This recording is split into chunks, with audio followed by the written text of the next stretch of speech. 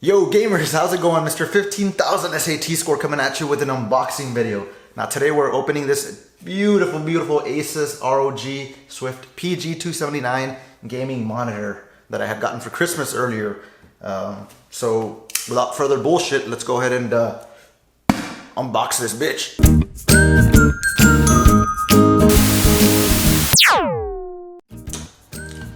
So it looks like with my Batman blade I may have damaged the panel while doing that epic stab. No, just kidding. Anyways, let's go ahead and get this opened up.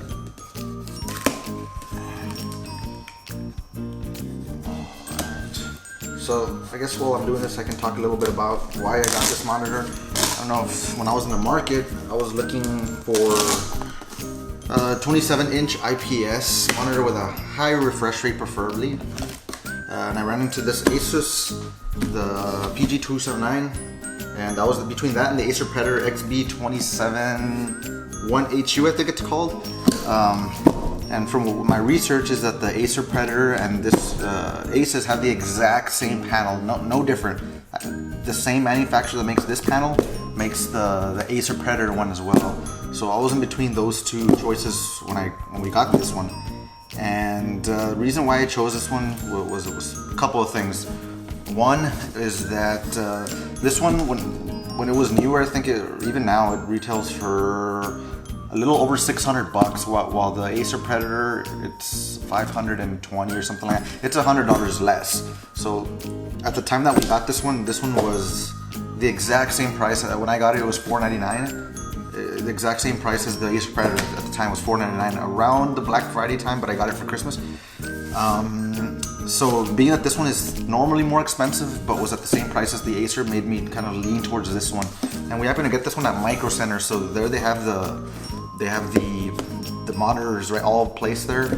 And just by looking at the boxing, this is just beautiful boxing, nice painted cardboard, good feel to it.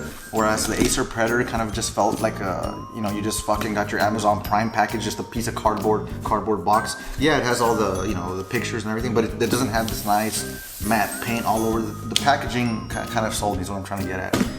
And the price point, this one is typically higher, so I felt like I was getting a better deal. I felt like it, but that's it.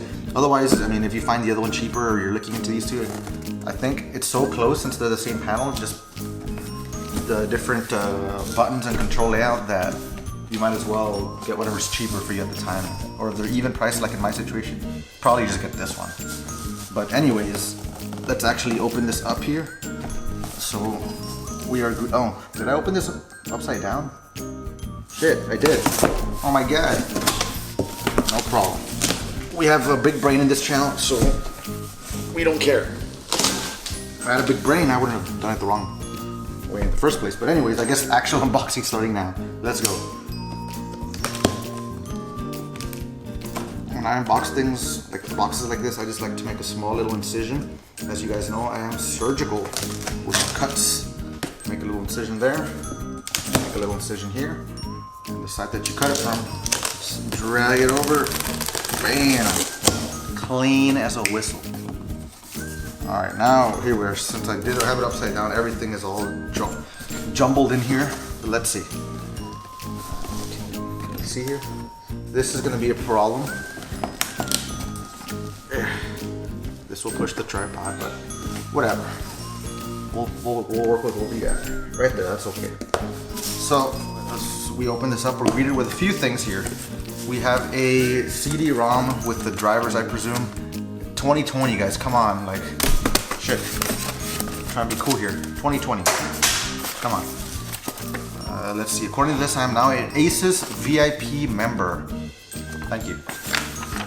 And Vezo wall, so I guess this thing is meant to be wall mounted as well. It says here you can remove the back mount and etc. Boring. Alright, a couple of things here. We'll start with this cable, I guess.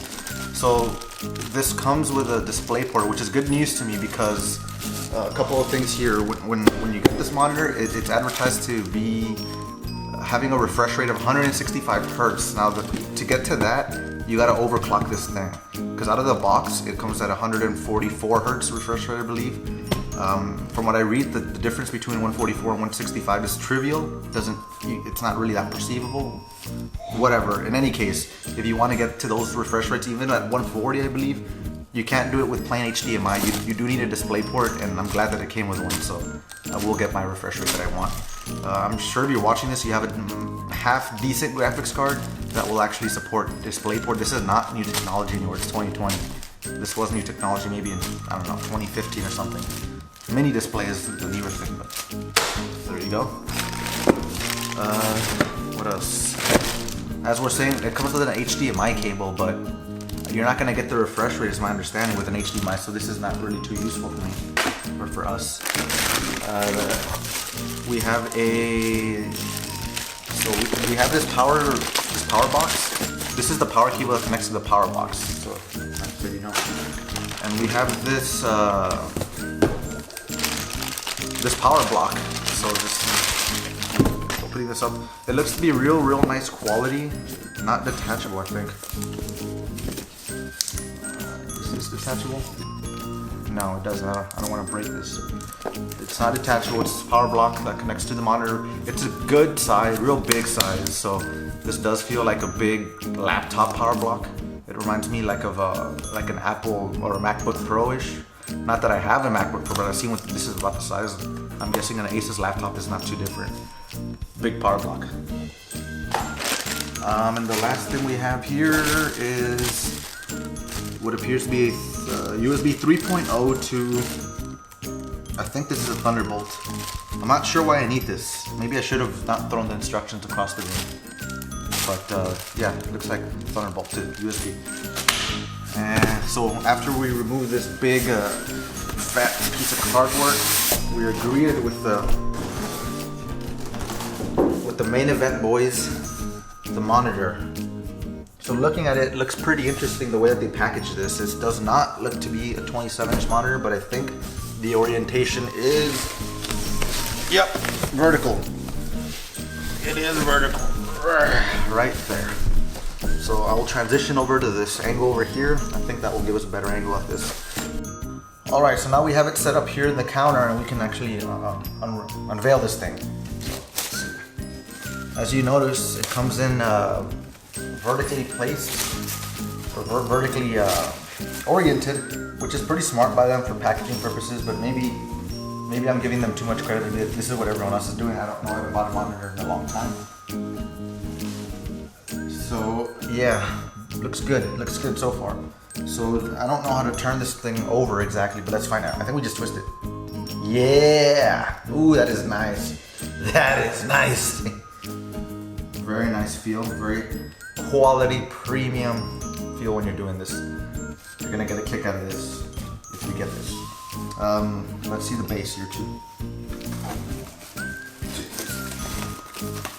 Wrap off. We have that nice Republic of Gamers. I've always hated that name, Republic of Gamers. Sounds very corny. Come on, man. But anyways, my understanding is that this turns on red, and there's some RGB. There's some red LED stuff going on down here. Very subtle, but it's supposed to be tasteful, so that's good. Let's see. We got these stickers up here. Down here, and doing this reveals the beautiful panel. I presume you're seeing it before I am. Alright. So right off the bat, I'm disappointed. Whenever you buy a new cell phone or you buy a new glass product, you have that nice little peeling thing that gives you that satisfaction. I'm not getting it here, but I guess that styrofoam, or I'm sorry, that bubble wrap was supposed to mimic it. It doesn't. Just kidding, who cares? So it really does look real beautiful, real nice. I do like it. Over here, yeah. The back looks good, and I should bring the camera over here. You can see that this is the control panel. It's got that little joystick that the Acer Predator doesn't have. That one has buttons right here, I believe, which kind of turned me off a little bit. I don't like the buttons. I don't think they're too appeasing to the eye. I'd rather have them back here, and that joystick makes it easier to control when you're not looking. But there you have it. I'm not sure what else I could say about this thing or show you about this thing besides what it looks like when it's installed and plugged in. So let's get to the room. Quick little side note, guys, that I didn't really get to talk too much about it or show you guys. When I was trying to transport this, I noticed the quality of the base that they have going on here. This thing moves pretty much on every angle. You do this, I showed you this one easily, but I was using one hand so I couldn't really demonstrate. So it has this much range of motion. Pretty decent, pretty good.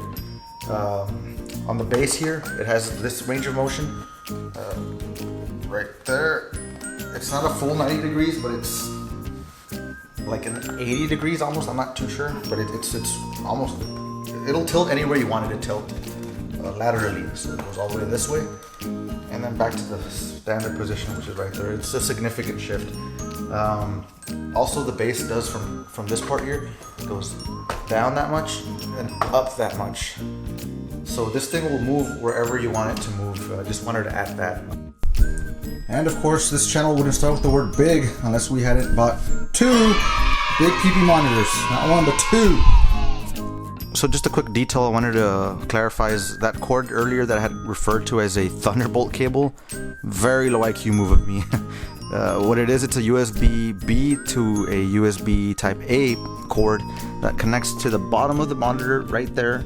On the left side you have that USB-B port, you connect it over to your computer, and what that does is it'll unlock those 2 USB ports on the right side so that you can plug in whatever you want. A cell phone, a mouse dongle, you name it, whatever your wet dream is, you plug it in there. So this does come with a cable management solution supposedly, which is basically this little slot or divot that comes through this and down here where everything kind of just funnels in here and connects all the way down to your power supply and your computer, etc. Not a big deal, but I guess it's better than nothing. So here you could see what it looks like with my old monitors. And here's what it looks like with the new ones. So right off the bat, the red LED feature at the bottom looks real nice. I like it, I'm into it. Since there was a resolution change in my monitor, the old one was 1920 by 1080p, so all the icons over here in the corner, they're all right there. The bar looks smaller. My mouse's DPI speed needs to be increased. It's too slow. Right there, it's too slow compared to what it was before because of that resolution change. But overall, I like it. Let me play some videos for you and see what you all think. I mean, I'll try to change the resolution on my camera. Hopefully I can edit it right and see if we can do the monitor some justice. So if you happen to buy this monitor or any high refresh rate monitor, what you want to do is right click here, go to the NVIDIA control panel and go over to the change resolution tab over there and make sure you change the refresh rate. It was at 60, make sure you change it to the 144 Hertz and then you hit apply at the bottom. It'll reset the monitor. Now my DPI is actually the speed it was before. So it's just changing the refresh rate would fix that. I didn't have to mess with my DPI settings after all. So sorry, I'm still kind of new at the video editing. I did change this resolution to 4K now. And I'm playing 2 random 4K videos on this thing, and resolution certainly is beautiful. You can definitely tell a difference from the old one. Now in the settings in the back here, you can change what the stuff looks like. With the little joystick, you go over here, you go to, I don't want to overclock right now at least. The visual, scenery mode, you can go to racing mode, it changes that. You can go to cinema mode, and it'll slightly change it, I guess more bluey. You can go to RTS RPG mode, a little warmer colors, FPS mode, and so on and so forth. You know, at the top right of the little menu there, it tells you there the resolution, which is 2560 by 1440 at 144 Hertz. So for now, I'll just leave it in scenery mode. It seems to be the brightest for now. But yeah, that's the settings, the setup, and a little demo. Hopefully you can get, hopefully the camera and the editing will do it justice, but it certainly does look beautiful. Thanks guys. Well, thanks for watching this video, guys. If you liked it and you want to see me rocking these monitors, go ahead and check out the stream at twitch.tv/bigiq.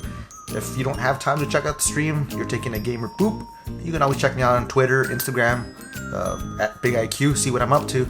Other than that, until next time, thanks again. Catch you later. Peace.